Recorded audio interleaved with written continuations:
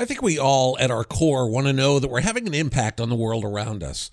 We want to know that we're bringing love and hope to the table, whether it's in our family, our business, our community, or even the whole world. But many times we think about loving others when we haven't even learned to love ourselves. And that love that's inside is the starting point for a love we send outward to those around us. On today's show, Kute Blackson joins me again, and we'll be talking about loving fully. And he'll ask this question, and at the end of our lives, everything boils down to this. Did you love fully, or did you spend your life holding back? That's coming up on today's One Simple Thing. It's time to build a better business by building a better you. This is One Simple Thing. Welcome back, you guys. Dave Kirby here with you once again as we get into another program. And I'm really excited to welcome Kute Blackson back on the show with me today as we talk once again based on his book, You Are the One. It released in June. It shows you how to unlock your potential and live a life you love. And that's, I think, key, right? Because a lot of us will seek for success, but when we get to where we think we want to go, it doesn't end up being as satisfying as where we really want to be, right? So it's picking the right destination so that when we get there, we're going to love where we are. That's what we've been talking about. That's what the book talks about. Check out the book. You can get your copy by clicking on the banner ad when you go to onesimplethingonline.com. You'll see it there on the right side of the page. Or you can go to the top of today's show notes for episode 569. Let's get into it. Kute, welcome back. Thanks for being here again on the One Simple Thing podcast. Great to be back. Your book is called You Are the One, and we've been talking about it over the last few episodes, this idea that no one's coming. There's no shining armor knight or whatever that's going to ride in and save the day for you. There's no government policy. There's no presidential candidate or parent or anybody else that's going to fix your life for you. That each of us, it's not just reality, but it's kind of like it's our destiny, right? That we have to take responsibility for ourselves. You hit the nail on the head. That's the essence of the book. You are the one. No one's coming to save you. You're it. It's me and you, and we all have to rise up and do our part. And I think if we all do our part, then the world can shift. We can all do our part to change the world. We're in election time, and there's lots of turmoil happening in the world. I think if we all, each and every one of us, changed ourselves, we want to change the world. The world is a manifestation. The world is the macro of the micro. The world is an outpicturing of the collective consciousness of every single person and human being. The world is made up and comprised of us. Is the total manifestation of all of our psyches. So if we don't like what we see in the world, what we can all do, rather than just trying to change the world, which is one thing, what we can all do is go inside and change ourselves. And so that what does that look like? It means we have to if we don't want terrorism in the world, we have to stop dropping bombs of self-hatred in our own consciousness. We have to stop dropping bombs of judgment in our own selves that constantly say, I'm not enough, I'll never make it. We have to be willing to go inside and create an inner level of peace in our own consciousness. Because if we don't bring peace to ourselves, there's no way that there's going to be peace on earth. So that's the part we can do. Gandhi, one of my inspirations, a great hero, said, look, you must be the change you wish to see in the world. You must be the change you wish to see in the world. How do we bring love and peace in the world if there's no love and peace in ourselves? How do we bring love and community in the world if there's no love in our own hearts for ourselves? That's something I'm learning too, is that, in the environment I grew up in, desiring success or, was always kind of looked down upon, like you're being selfish or you're being greedy or, you're not trusting God enough or whatever. Yes. And what I'm learning is that if I have a desire to help others, it starts with me accepting that success is something that's necessary for me to be able to do that. Mm-hmm. And so it's this idea that, I'm not going to help the world by hating myself. I'm not going to help the less fortunate by loathing myself. It starts with accepting who I am, and then I can turn that love outward. But it's got to be turned inward first.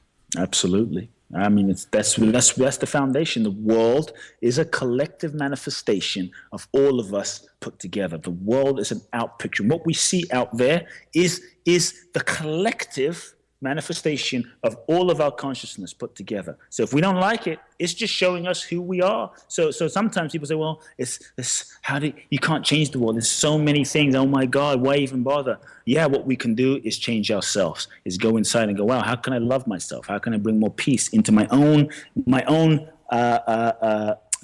in my own heart, my own inner domain? How can I bring peace to myself? How can I love myself more deeply? How can I bring more compassion to myself? And healing, as I said before in one of the episodes, healing is the application of love to the part of ourself that is hurting. So if there's war going on inside of me, and then inside of you, and inside of another person, there can't be nothing but war outside. And I think when we love ourselves, we start realizing who and what we really are. And we start realizing, wow, I'm not just this physical body. I am so much more. I'm a soul. I'm a spirit. I'm a consciousness. And then I start realizing, well, you're a consciousness, Dave. And we're actually being lived by the same consciousness. And the person in Africa, the person in India, we're all actually interconnected, being lived and breathed by the same force of love, the same universal life force. There's a oneness that is functioning all of us. We're actually not separate. And I think when I start realizing who I am, I start realizing who you really are beyond the surface, the skin, the age, the personality, all that stuff. And then how can there not be more love and peace on the planet when I realize we're actually interconnected, interdependent? There's a oneness, that there's a force, there's a light, there's a love that connects us all. There's a chapter in your book called Love Now. It's right at towards the end of the book. In fact, it might be the last chapter. Is that right? Yes, it is. And the very first line of that chapter struck me as really powerful. And it says, at the end of our lives, everything boils down to this. Did you love fully, or did you spend your life holding back? Yes. What a powerful question for each of us to ask ourselves. What does that mean to love fully? Yeah, to love fully just means it's that simple. It's just, did you love fully? Did you give fully? Did you express fully? Did you let those around you know that you're going to know that you love them? Because look, the people in 9/11, they had no idea they weren't going to come home that night. And maybe some were in good standing with their loved ones. Maybe some weren't in good standing with their loved ones, but they had no idea they weren't coming home that night to say, look, I'm sorry, or I really love you. People in the Southeast Asian tsunami, or in Japan, or in Haiti, or wherever, had no idea that they wouldn't see the loved ones that night to say, look, I apologize.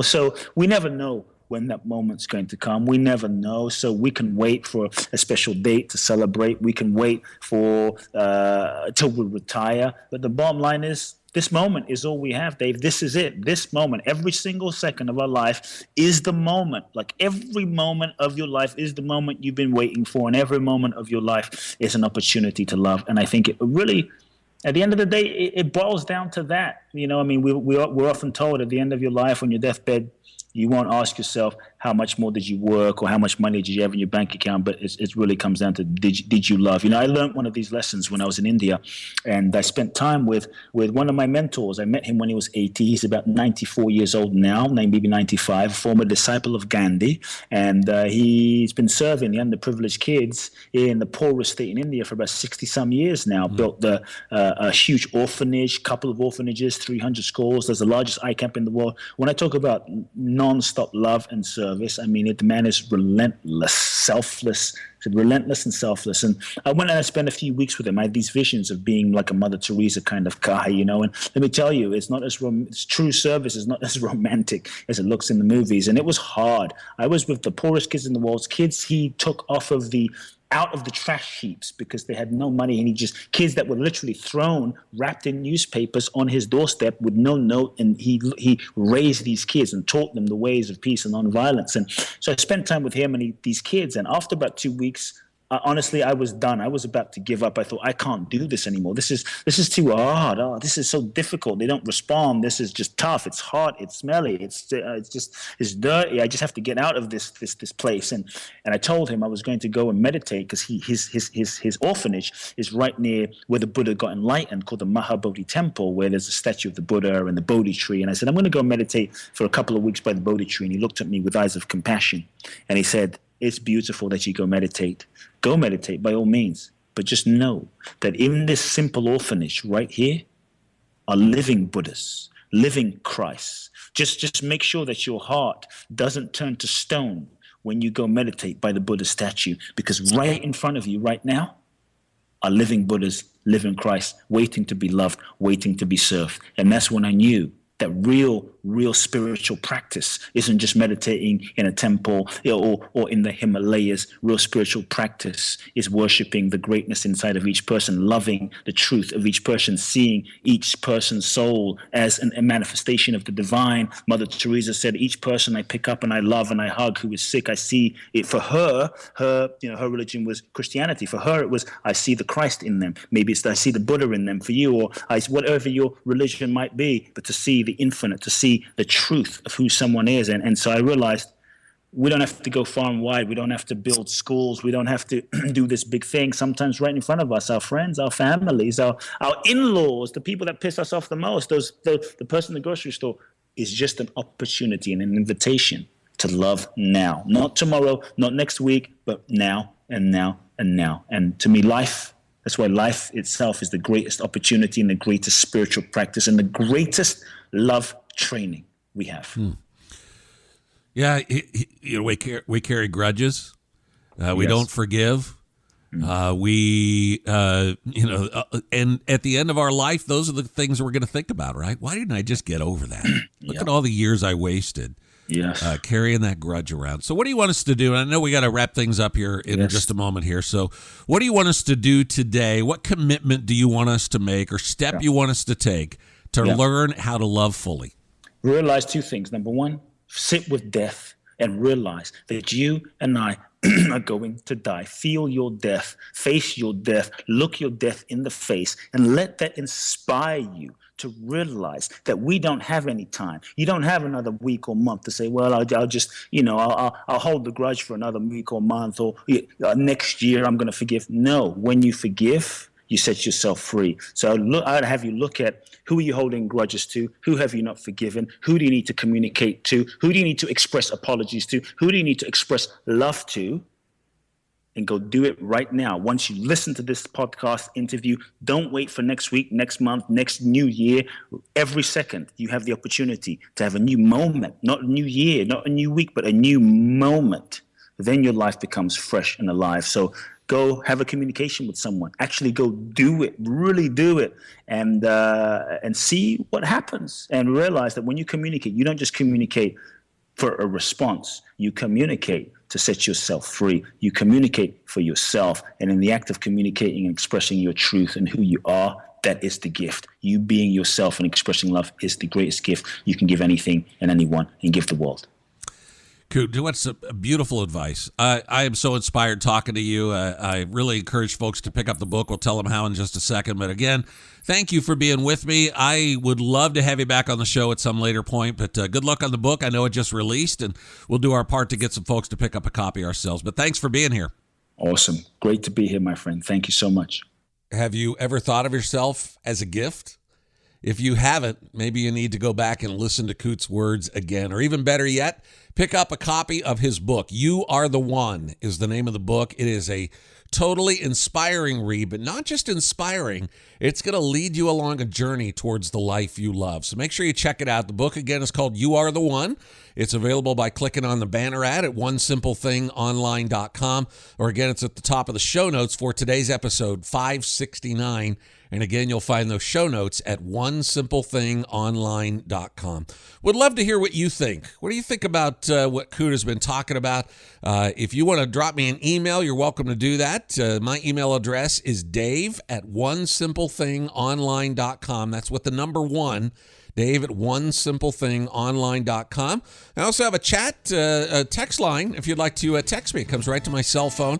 It's area code 615-436-2626. Again, 615-436-2626. Would love to talk to you.